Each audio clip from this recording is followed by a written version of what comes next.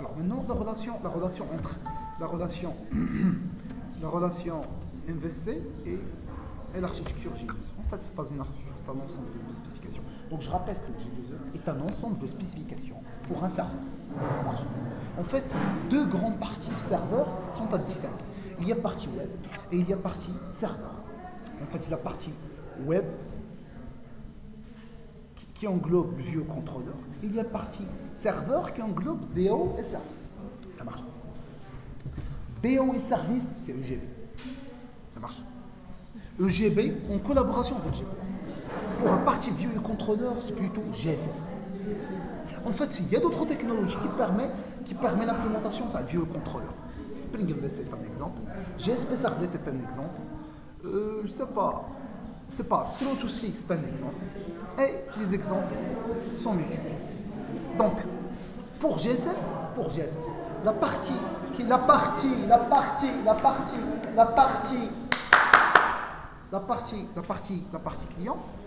pour GSF, en fait, la partie view, c'est un simple page HTML. C'est un simple page HTML. Par contre, HTML, bien évidemment, menu d'un ensemble de ce qu'on appelle des tags libres GSF, H2 points, H2.for, H2.impose, H2.impose secret, H2.graphic image, etc. Ça sont des tags libres GSF.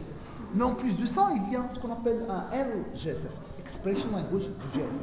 Le LGSF, c'est dièse compte contrôleur point compte point. C'est ce qu'on appelle L, okay? Expression Language. Ça marche. Alors, mais en plus de ça, il y a ce qu'on appelle le backing bin, ou bien aussi le manage bin, c'est ça? Le manage bin. Le backing bin, manage bin, ou aussi le contrôleur. En fait, le contrôleur, principalement, il contient, bien évidemment, il fait référence sur le service, ça c'est évident. Mais en plus de ça, il contient aussi une partie le bin, il englobe, oui, le bin, le manage bin, ou bien aussi le backing bin. Il y a aussi dans le backing bin, il y a le contrôleur. C'est le contrôleur en fait. Il y a le bin, il y a l'SD bin, et il y a aussi le service. Bien évidemment, d'après l'architecture MVC, bien évidemment, le contrôleur détient une référence sur le service, bien évidemment. Mais la particularité du GSF, c'est que le contrôleur, c'est sous le contrôle de le serveur web. En fait, instancier le contrôleur, c'est pas nous qu'on va l'instancier. Gérer le cycle de vie de contrôleur, c'est pas nous. Est-ce qu'il s'agit de session scope, request scope, application scope? Non, c'est pas nous. Nous, on va simplement faire une petite annotation qui va indiquer au serveur web exactement, comment gérer ce cycle de vie. Mais concrètement, qui gère le cycle de vie de cet objet contrôleur? C'est le serveur web. D'où on ne pourra pas faire compte contrôleur égale à new compte contrôleur, contrôleur.get compte, .get, je sais pas, .get ID, en croyant que ça va marcher. Non, ça ne va pas marcher. Parce que le contrôleur il a été déjà instancié par le serveur et ce que vous venez de créer, c'est un autre objet contrôleur, c'est pas le compte contrôleur qu'on est en train de gérer. Ça, c'est un point. Un autre point, inequation, d'accord, même 2000 view contrôleur, inequation. Ça marche? Donc GSF, c'est simple. Il y a partie view qui englobe des tags libres prédéfinis plus le expression language et la partie contrôleur qui est gérée automatiquement par le serveur web qui englobe le bin. Dedans, on trouve le bin, liste des bins et le service. Sans oublier le post-construct. Post-construct, ça n'a rien à voir avec GSF. Post-construct, c'est du Java. C'est une annotation qui a été créée à partir de Java 1.5. Ça n'a rien à voir avec GSF. Donc, post-construct, on pourra le trouver aussi dans un projet Swing normal. Ça n'a rien à voir avec GSF. Donc, maintenant, je bascule vers le DAO et le service. En fait, le DAO, ça veut dire faire le mapping plus les CRUD opérations est fait par GPA. Java Persistence API. On a déjà expliqué que GPA, en fait le début de la chose chez GDBC, pour avoir une certaine, pour avoir une certaine indépendance par rapport à l'ensemble des SGBD. Ça, c'est la première étape. Donc, JDBC permet l'indépendance par rapport au SGBD. Donc, pour basculer d'un SGBD vers un autre, il suffit de modifier le jar. Comme ça, le code source reste intact par rapport au SGBD. L'étape suivante de GPA, en fait, c'est quoi? C'est qu'on avait créé ce qu'on appelle des frameworks de mapping orientés objet. En fait, il y avait Hibernate, il y avait Spring ORM, en fait, il y avait Toplink. En fait, il y avait un ensemble de frameworks Object Relation Mapping, de mapping objet relationnel. Mais le problème, en fait ces frameworks, en fait, à part le fait qu'ils nous donnent des méthodes prédéfinies, cloud, prédéfinies pour interagir avec la base de données, contrairement à JDBC, qu'il fallait normalement créer à la main les requêtes à la main, et qu'il fallait l'écrire.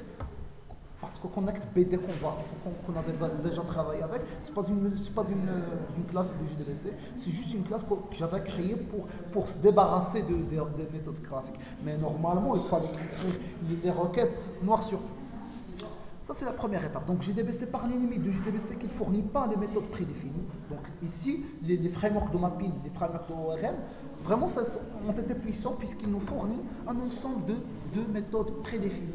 Surtout create, update, delete, find by ID, find all. Ça a été super intéressant. Mais en plus de ça, il y a des méthodes, il y a comment mapper les bins vers les bases de données. En fait, mapper les bins vers les bases de données, en fait, il y a plusieurs points de divergence entre les frameworks de mapping. Okay. Par exemple, l'héritage n'est pas mappé de la même façon entre Toplink et Hibernate. Ce n'est pas la même façon. Hibernate le map avec une stratégie bien déterminée, et l'autre le map avec une autre philosophie. Donc, si je veux basculer de Hibernate vers Toplink, ça pose problème, puisque le mapping est divergent différent entre les deux frameworks. Ça marche. En plus de ça, les méthodes, les signatures des méthodes qui permettent l'accès à la base de données sont différents aussi. Donc, si je bascule, je dois aussi rejoindre la couche service et modifier les signatures des méthodes de l'accès de la base de données. D'où l'intérêt de créer un standard pour aplatir les divergences entre l'ensemble des frameworks de mapping. Ce standard-là s'appelle GPA. Donc, via GPA, on a méthode d'accès unifiée entre l'ensemble des frameworks de mapping. Et je peux basculer d'un framework de mapping vers un autre avec nul dégâts. Ça veut dire quoi? Ça veut dire, dans un premier temps, je vais choisir le jar de JDBC. Par la suite, je vais choisir le framework de mapping. Dans l'exemple de EGB qu'on travaille avec, on travaille avec Eclipse Link. Eclipse Link, c'est un framework de mapping parmi d'autres. Okay? Et par la suite, on trouve GPA. Donc JDBC, Eclipse Link, GPA. JDBC, Hibernate, GPA. Eclipse Link, Spring ORM, GPA. L'essentiel, Eclipse Link, JDBC, un framework de mapping parmi d'autres, et en fin de compte, on va choisir GPA. Ouais. En fait, ça c'est GPA. Mais en fait, les objets GPA sont gérés automatiquement par le serveur EGB. C'est vrai que c'est GPA qui fait l'interaction, mais qui va synchroniser avec la base de données, qui va vérifier, qui va gérer le cycle de vie dans les objets. En fait, c'est une collaboration entre GPA et le serveur EGB. Ça, c'est par rapport à GPA. Donc, ça, c'est DAO. Service, c'est GPA. Service, c'est EGB. Via les sessions. Sessions, que ce soit stateful ou aussi stateless. On a dit que stateless, ça veut dire quoi? Ça veut dire que l'objet, une fois qu'on fait, c'est comme le protocole HTTP, une fois que je fais la communication, oui, la liaison sera perdue. Par contre, stateful, je fais l'invocation. La deuxième invocation, les objets vont se rappeler que c'est moi le client X qui a déjà invoqué ce service. Grosso modo, c'est ça. C'est lié à une question. Sinon, dérive 10.